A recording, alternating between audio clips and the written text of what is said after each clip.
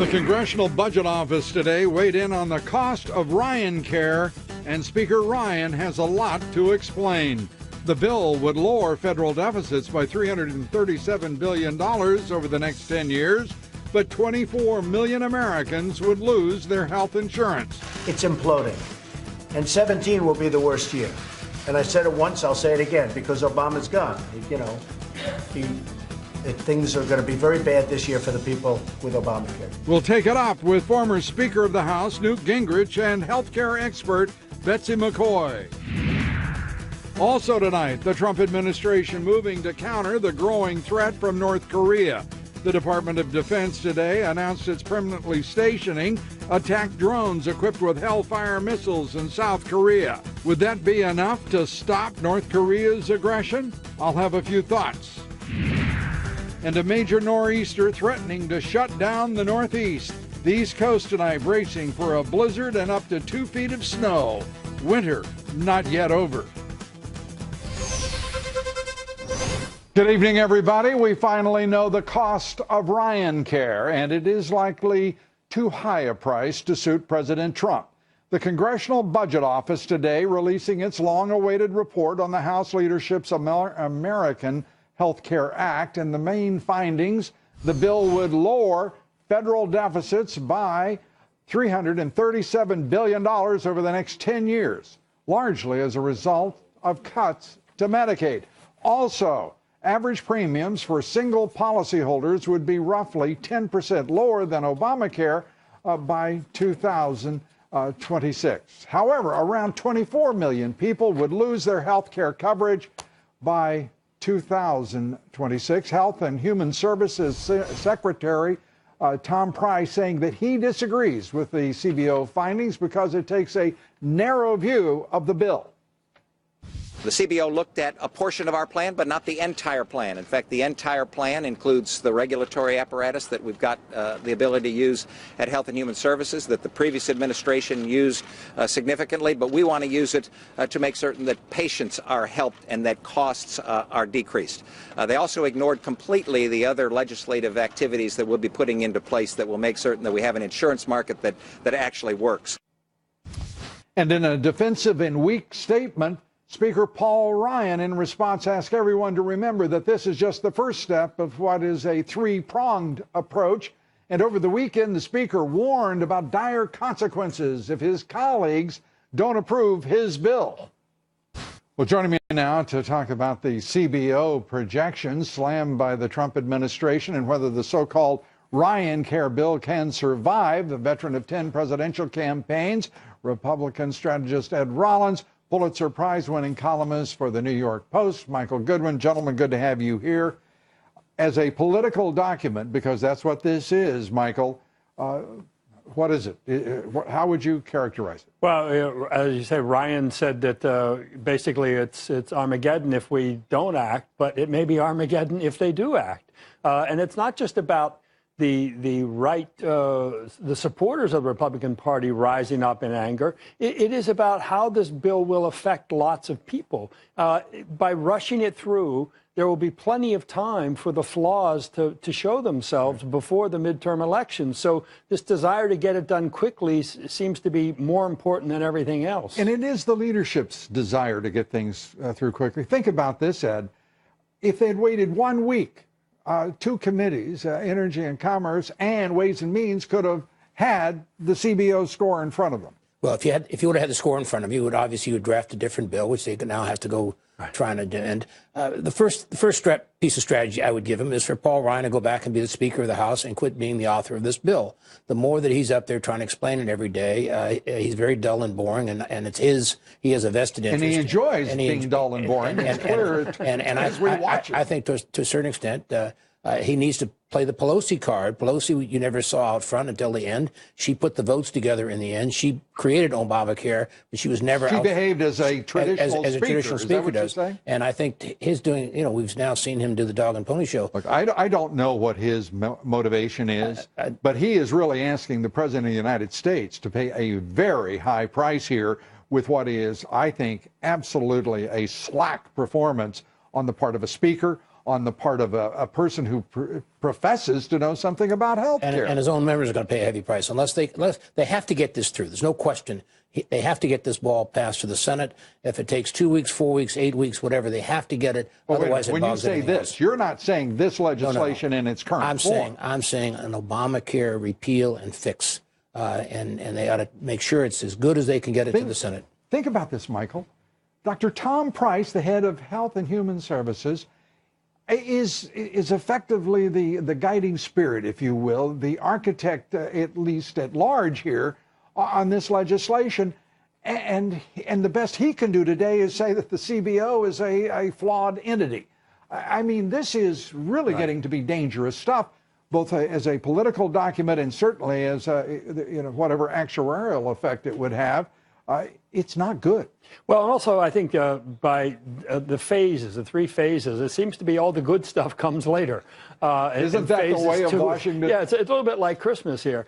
So again, all this is apparently structured because of reconciliation requirements and everything. I understand that, but I don't. I really don't. Well, but it's being presented in a way that you'll just have to wait and see until it's fully implemented. I think that's a very hard ask for people who are already unhappy with the government programs. All I heard was from a few Republicans, including the Speaker, goody goody. It saves $337 billion over a decade, as if that is sufficient reason, purpose, and design to put the president's signature on it. Well, I mean, it's crazy. The whole argument that we've made about repealing this is we wanted to have a better health care system for those who are using the health care system. And they are going to get some choices now that they didn't get before, but equally as important. Yeah, like to be one of 24 million people by 2026 who don't have health care. Some of those are not going to buy into the system. And that's my point being that this is a preposterous document to suggest that we have just saved $337 billion and taken 24 million people off Obamacare or Ryan Care. As if it's like a great bargain. It's not the selling document that I would want to put my communication plan together.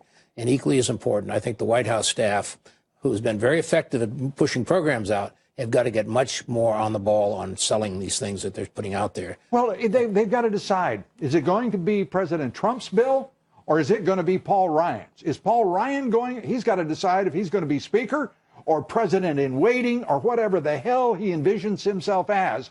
Because right now, he's an ineffective tool, not at the disposal of the president nor the Republican Party or the majority in his own House of Representatives. Well, it has to be the president's bill at the end of the day, and everything that he has coming forward is going to be very dependent on success. So he needs to pull it back, get it fixed, get Price involved in putting this thing together. Well, Price better get to work. Right. I mean, because it looks to me like Dr. Tom Price and Speaker Paul Ryan, Michael, haven't been working very damn hard.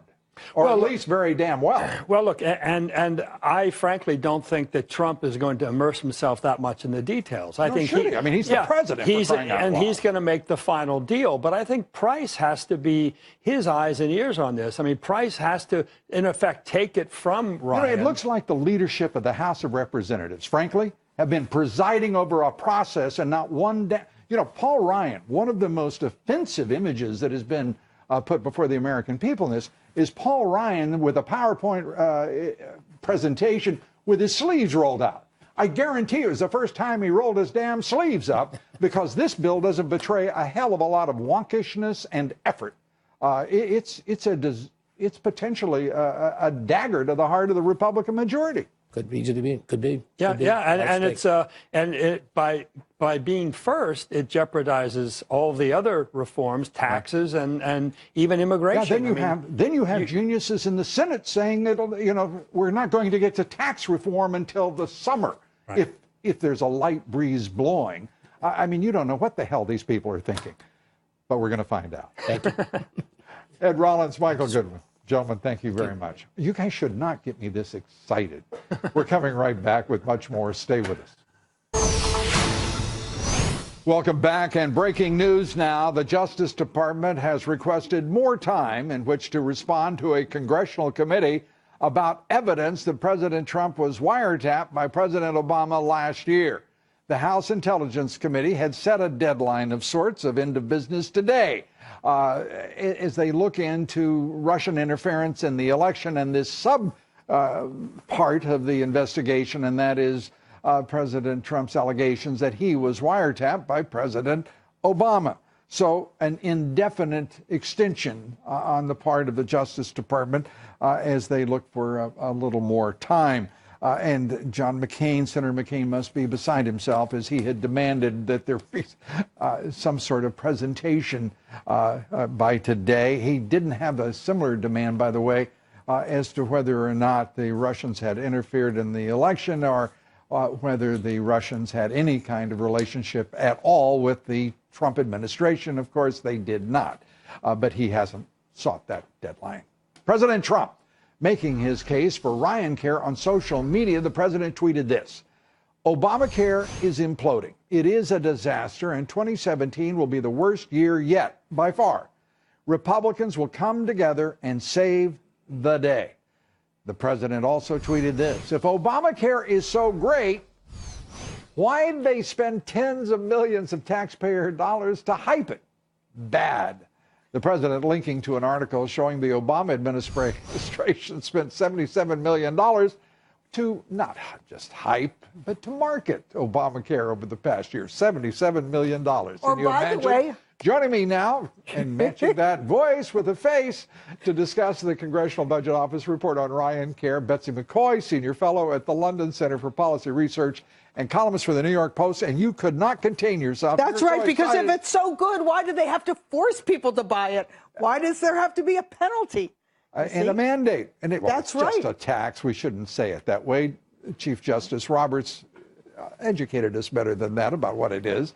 Good to have you here. Thank you. That document politically is a suicide note, in my opinion, for Yes. the Republican majority in the House and for other Republicans, including the president, who have to deal with it now because of the inept talent that was put to bear on that. But it has the seeds of success in it.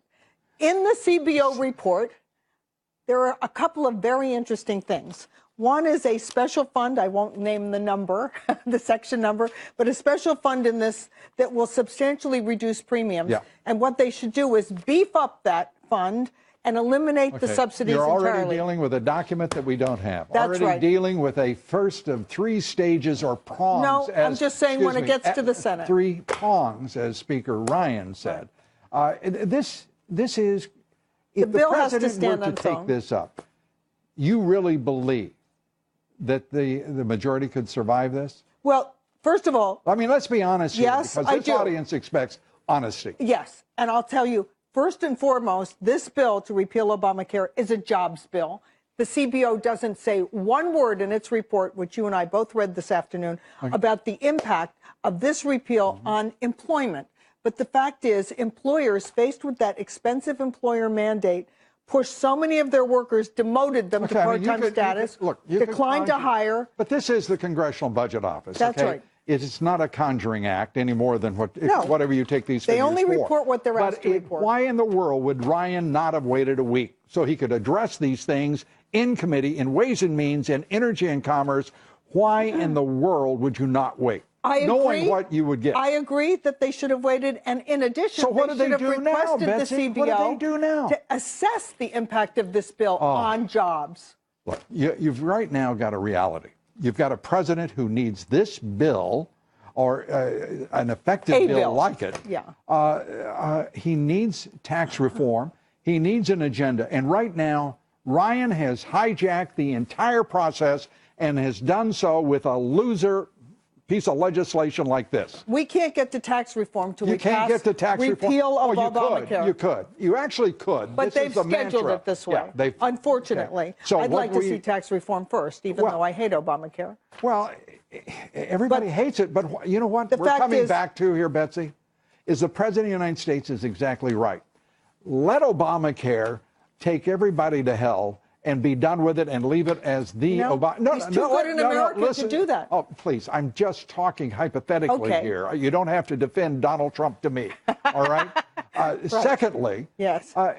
let the Democratic Party figure out what they're going to do, because every delay should be frankly, around the necks of the Democratic Party.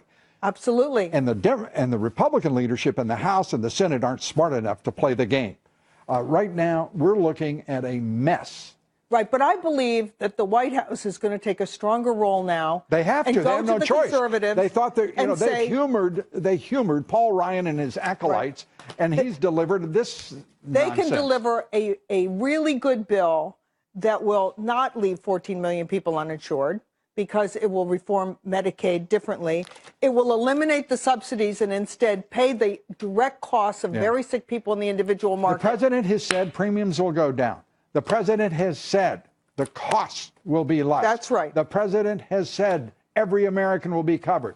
This piece of junk won't accomplish a single thing that the president has promised the American people.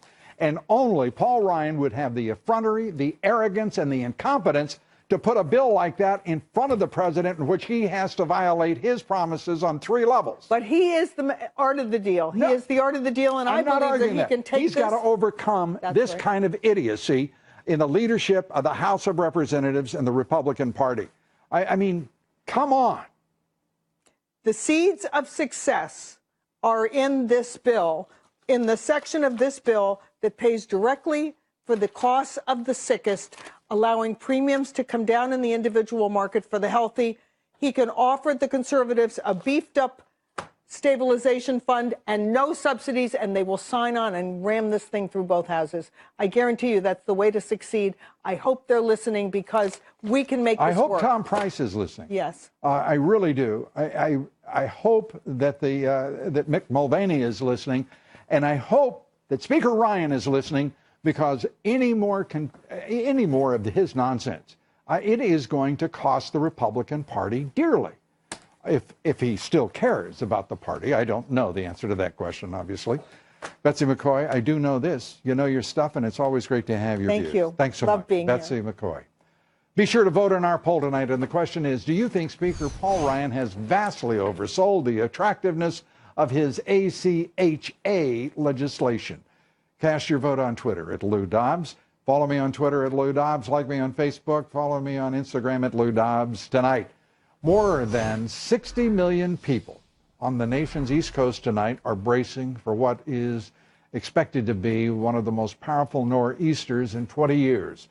Forecasters saying the late season storm could slam some areas with as much as 2 feet of snow, winds as high as 60 miles an hour late tonight and tomorrow.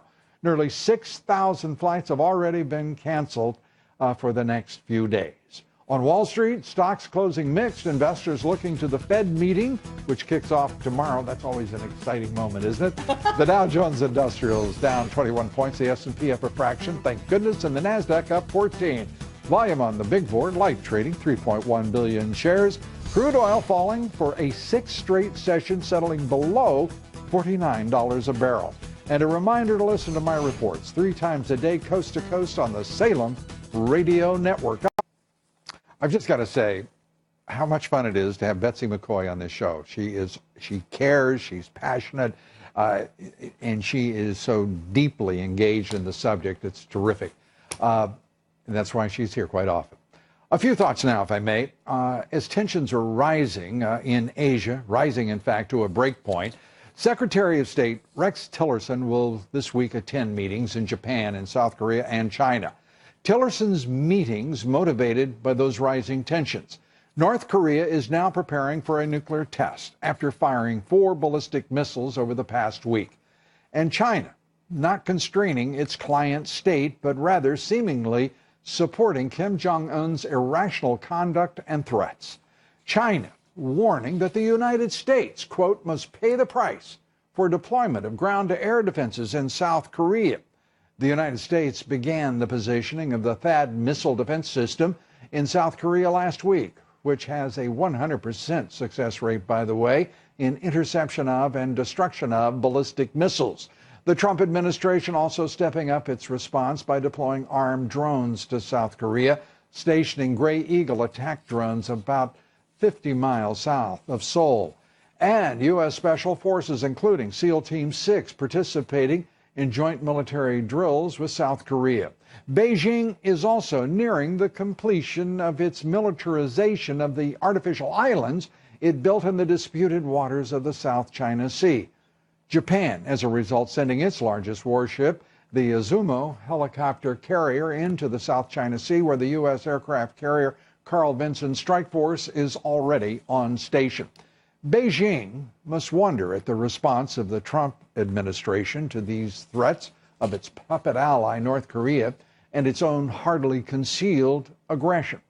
It was less than a year and a half ago that President Xi Jinping stood in the Rose Garden and figuratively patted then President Obama on the head and declared China didn't intend to pursue militarization. Xi would make a terrible mistake to believe the Trump administration is even remotely as passive or as foolish as the previous administration, or reluctant in any way to meet any challenge. Our quotation of the evening, this one from Thomas Jefferson, who said, quote, "Do you want to know who you are? Don't ask, act. Action will delineate and define you." We're coming right back. Stay with us. Unprecedented, dangerous, the deep state trying to subvert and sabotage the Trump presidency.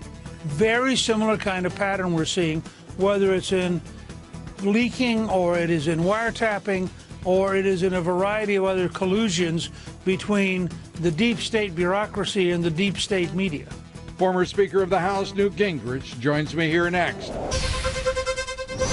President Trump today holding his first cabinet meeting, but the meeting short of a full cabinet, with the president slamming Democrats for delaying confirmation of his nominees.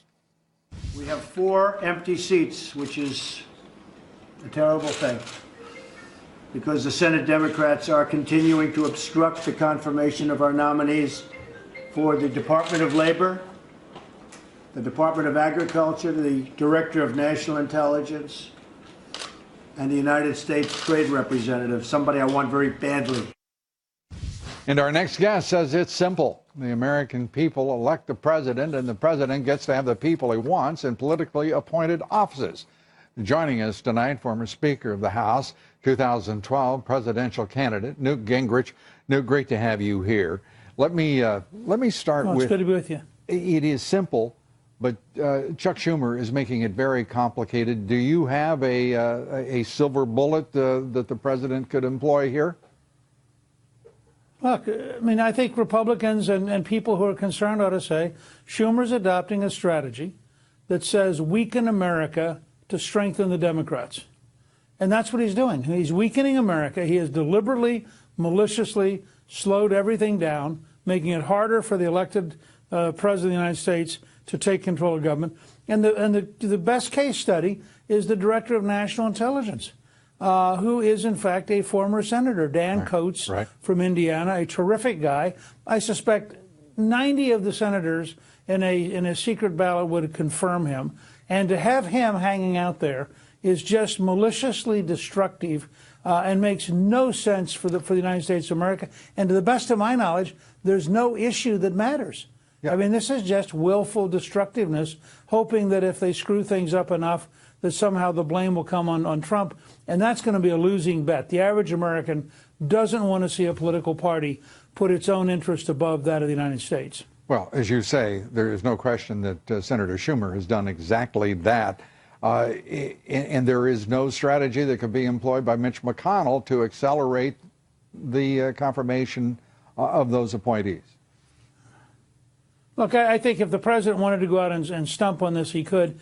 But I think he's gradually getting his team together. And frankly, he's doing so many different things, as you saw today, with this executive order, which is the most sweeping step towards cutting government that I can remember in my lifetime. I mean, every time I turn around, Donald Trump is doing something new and decisive as an entrepreneur, moving us towards a smaller, faster, more effective, less expensive government. And today, the Congressional Budget Office producing its long-awaited report and delivering it, and immediately Speaker Ryan saying that, remember everybody, this is just the first of a three-pronged approach. we're looking at a report that is not helpful to either President Trump, to Paul Ryan, or his Republican majority in the House. Look, one of my great disappointments with the Republicans in Congress has been their failure to abolish the Congressional Budget Office. I helped balance the budget for 4 years in a row, the only time in your lifetime it was done. Right. We fought the bureaucrats at the Congressional Budget Office every day. They brought in the architect of Obamacare to be their advisor when they scored Obamacare. Their score was wildly, I think, corrupt, dishonest, misleading, not defensible at all. And if you go back and look at the record, right, you'd say to yourself, any private sector institution that was this wrong would be fired. They'd be abolished. Right. So I have no respect for the Congressional Budget Office. I think Republicans should be clear. This is a dishonest bureaucratic organization. It should be abolished. Save the money. Hire outside professional firms. Get 3 to 5 scores on major bills. And let's be honest about the fact that no group of bureaucrats can accurately tell you in a complex world what's going to happen over the next 5 or 10 years. Yeah, I think that with the latter realization and acknowledgement, so much intellectually would be possible. By the way, the former speaker, referring to the years 98 through 2001 with a balanced budget, it is unlikely, improbable that we're going to see a partnership develop like the one between you and President Clinton. This is not a time in which that is likely to occur, and we have a plan. No. I think just the opposite. Because you have Republicans in the House and Senate leadership. I think you are going to see a partnership. It won't be like it was with us when you had a Republican speaker and a Democratic president. But I think you're going to see, and I know this from talking with them constantly, you're going to see President Trump and his entire team working with Speaker Ryan, working with Leader McConnell on tax relief, on infrastructure development, on reforming government, on completing the job with health care. No, Newt. I was referring to a bipartisan partnership as existed between a Democratic president and a Republican speaker or leader. That ain't going to happen. That ain't going to happen. And by the way, it's still an open question what kind of partnership we've got between Mitch McConnell and the president, between the speaker and President Trump.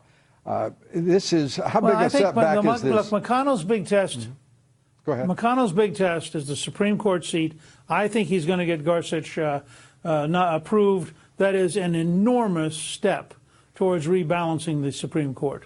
All right. And now that we go to the matters of that very important tax reform legislation, the tax cuts, the very important Obamacare repeal and replacement legislation. Give us your outlook on the prospects for those two possibilities. Well, I think you have to see the Obamacare process, the resetting our health system, as a minimum of 3 steps. Initial bill designed to get through the Senate with 52 votes. Follow-on bill coming much later, probably in the fall, that takes 60 votes. And in between, tremendous regulatory changes done by Dr. Price as Secretary of Health and Human Services. All of them are going to move us towards a more conservative, more free market, more decentralized, and less expensive system. I think none of it thrills me. I mean, this is a mess, but it's the kind of mess you get in a free society when you're trying to do something big. Right. Tax cuts and tax reform, I think, are coming. I think they're going to be very, very helpful to the economy. I'm very much in favor of the border transfer tax that Paul Ryan has put together. I think it'll give us a tremendous advantage in trade. I am tired of the Europeans and the Chinese and others having designed their tax code to help their exporters and hurt I'd love to let you go over time, but not when you're espousing ideas that I am absolutely opposed to, like the border tax at this point. I'm kidding you. Well, I'm not kidding about being opposed to it. But the other part of that is there's a problem when you've got congressmen like Mark Meadows and Jim Jordan and senators like Rand Paul and Tom Cotton opposing this repeal and replace legislation that I don't think can be obviated quite so quickly. We got to run. I'd love to talk to you longer. Come back All right. soon and we'll Good do to be so. with you. Great to have We'll you. do here. it again. You got it. Thanks. Britain moving closer to leaving the European Union.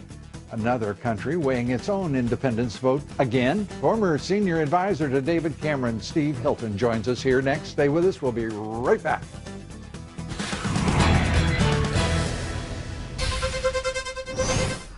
President Trump releasing his first budget Thursday, one with historic cuts in the federal workforce. It includes potential 14% cuts to housing and urban development, a 25% cut to the EPA, 18% cut to commerce, and so it goes. $54 billion in domestic non-discretionary spending cuts to be used to pay for an equal increase in defense spending.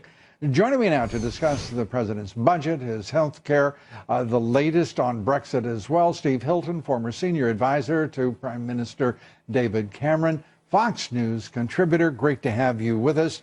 And Newt Gingrich earlier referred to the wide open action and initiatives of the Trump White House right now, the Trump presidency. And it's really true, isn't it? I mean, we have never seen in this country a president attack on so many fronts the status quo.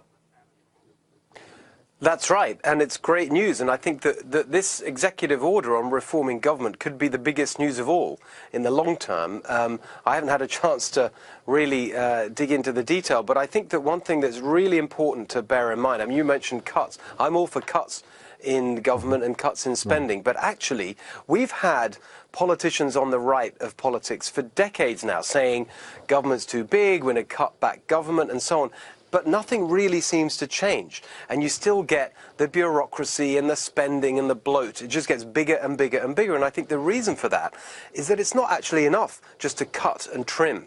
What you've really got to do is have a radical rethink of the whole purpose of government and actually ask yourself some fundamental questions. Should the federal government be involved in this at all? Should this be a function that government is even doing? And if it is really necessary, then why should we be doing it at the federal level? Let's have a priority to put power and accountability in the hands of individual people as consumers, local communities for decision making, state government, and actually rethink the whole basis, not just cut a few percent here and there. You know, it is staggering when one steps back a bit and thinks about it. We were handed the blueprint for decentralization of power and the protection of rights in the Constitution and our federalist system. This constitutional republic envisioned decentralization from its birth.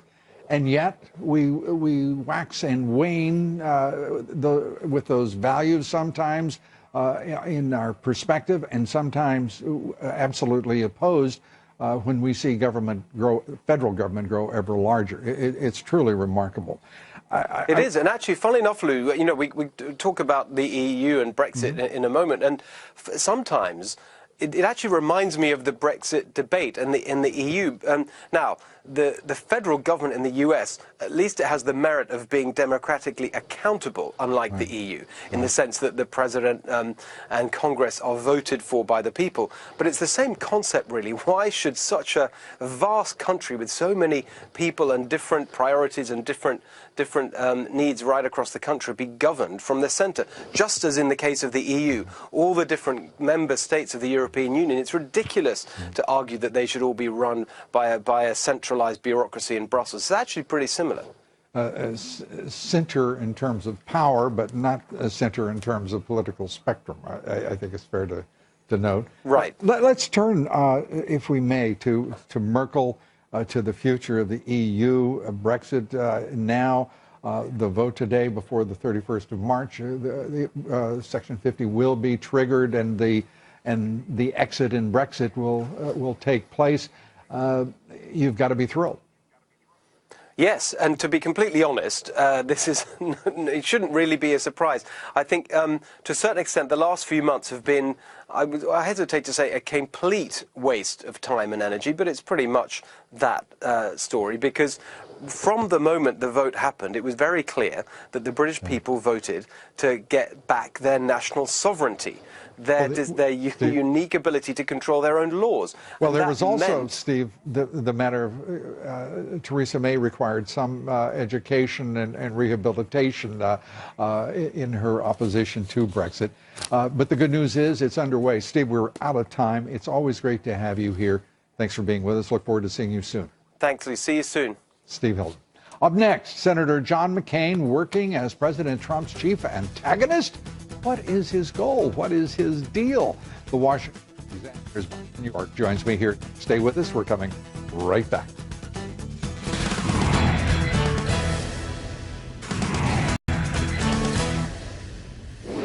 Quickly, the results from our Friday night question. Do you believe the deep state and the left-wing national media fully intend to subvert the Trump presidency? 96% of you said yes. And so it is. Joining me now, chief political correspondent with the Washington Examiner and Fox News contributor Byron York. Great to have you with us, Byron. Thank you, Lou. Let's start with first the executive order on government that the president signed today.